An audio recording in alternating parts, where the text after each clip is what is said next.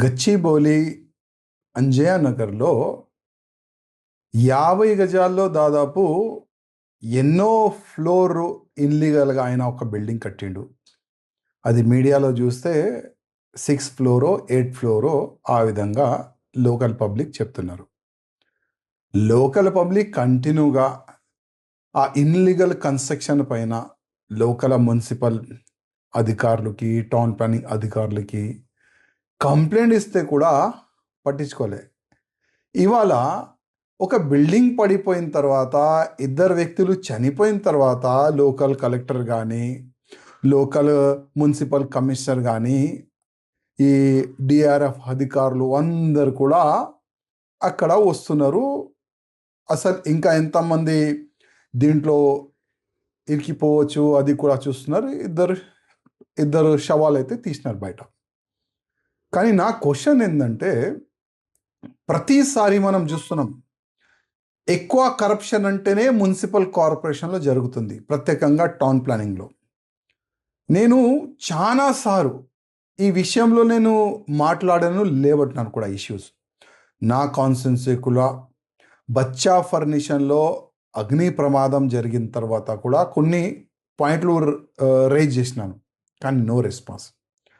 ఇప్పుడు ఇవాళ ఈ ఇన్లీగల్ కన్స్ట్రక్షన్ జరుగుతుంది, ఒక బిల్డింగ్ పడిపోయింది, ఇద్దరు వ్యక్తులు చనిపోయినారు. దీనికి ఎవరు రెస్పాన్స్ ఎవరు తీసుకుంటారు? అంటే ఆ బిల్డింగ్ కడుతున్న ఆ వ్యక్తి పైన కేసు బుక్ చేస్తారా? ఆ వ్యక్తి పైన అయితే 100% కేసు బుక్ చేస్తారు. మళ్ళీ టౌన్ ప్లానింగ్ సెక్షన్ పైన ఏం చేస్తారు? నేనైతే రిక్వెస్ట్ చేస్తున్నా, ఈ town planning local section officer కావచ్చు, లోకల్ ఏసీపీ కావచ్చు, సిసిపి వరకు మర్డర్ కేసు బుక్ చేయాలి. ఇది కాకుండా లోకల్ కమిషనర్ పైన కూడా మర్డర్ కేసు బుక్ చేయాలని నేను డిమాండ్ చేస్తున్నాను. ఎందుకంటే వీళ్ళు యాక్టివ్ ఉంటే ఒక్క బిల్డింగ్ ఇన్లీగల్ కూడా కట్టలేరు. కింద నుంచి పై వరకు కరప్షన్, ప్రతి ఒక్క ఫ్లోర్కి ఒక రేట్ ఫిక్స్ చేసుకున్నారు వీళ్ళు. ఎంత అండి కరప్షన్ అంటే, భయంకరమైన కరప్షన్.